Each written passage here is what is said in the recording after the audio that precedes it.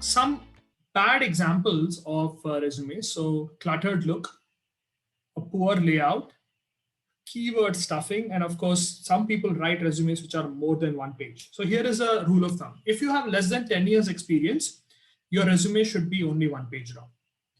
If it's more than 10 years experience, then you can justify adding another page. And I'm pretty sure it can be done within a page. So here is your another example of poorer resumes. So it's a word cloud. This person actually has like a little objective statement at the top, which is a paragraph. Nobody reads a bloody paragraph.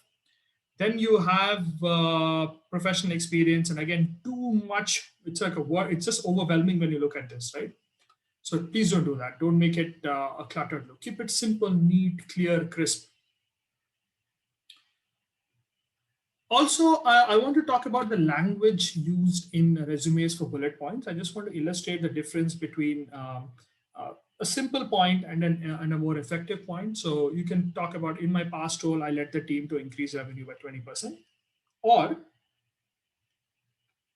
I increased the annual revenue from 5 million to 6 million, a gain of 20%, while leading a global team of 6 employees spread across 4 time zones.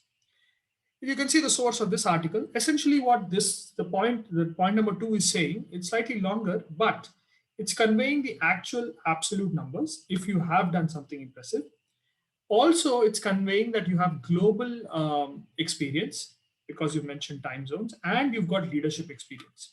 So there are 3 different points which are being conveyed as opposed to just a simple point of percentage increase in revenue. Even though this is not a bad start. The one on the left is what good candidates do. The one on the right is what excellent candidates do. Quick point on the age of the robots. A lot of people say, oh, nowadays robots are reading resumes. So how do we prepare for that? I don't have a lot of research or evidence for this.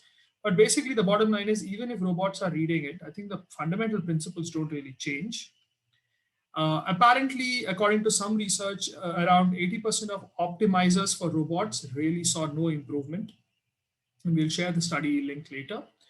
And the average time wasted because people are trying to like craft it for robots is around 80 plus minutes. This is a lot of time. You don't want to waste so much time on a piece of document that you're not sure about the returns on because there is no conclusive evidence. So my suggestion is to keep it simple and ignore that there's robots reading or whoever it is reading. Let's do the basics right. Of course, formatting matters. You want to keep it simple, readable, bullet point order matters. The most important and impactful bullet points come first. The top bullet points are much more likely to be read. And the mantra for a good CV is to do the basics well. That's it. You remember the graph on good enough versus perfect. Don't have to get this perfect. Just do the basics well. And the point is, the less you have, the higher your probability is of not getting things wrong. So if you add a personal statement at the top, there could be spelling mistakes, grammatical mistakes, and other things. So minimize the mistakes. It's very important to get to error-free. And the reason for that is people form impressions about you if you get spellings wrong, like it's and it is, or there and there. It's easy to make these mistakes. And so try to keep it simple. And some tips to that is read it aloud. It always, if there's a mistake grammatically, you can catch it.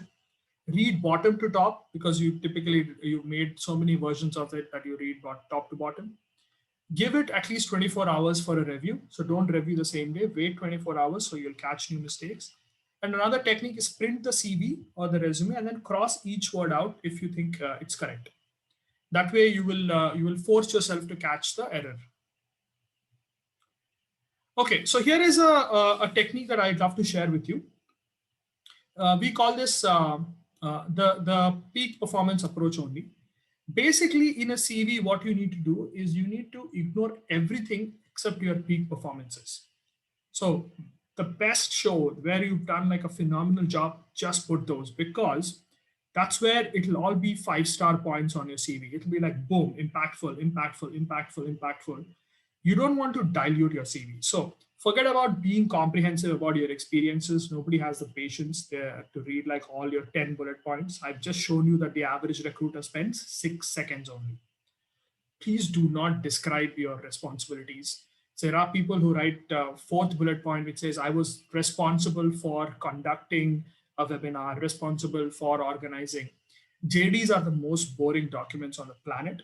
So if you re-describe them in your CV, always talk about accomplishments, not responsibilities, because responsibility doesn't tell me whether you were a good performer or a bad performer. It just tells me that, okay, you were responsible to do something.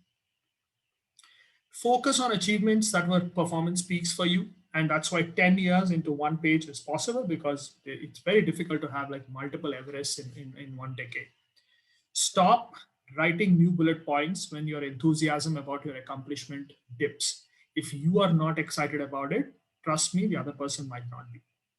Additions will only dilute previous bullet points. Remember that. And finally, your goal is to get to RFQ. I hope you guys found this video useful. Please share it with your friends and family. I'll be back with more content soon. Till then, stay safe, take care, and don't forget to subscribe. Thank you.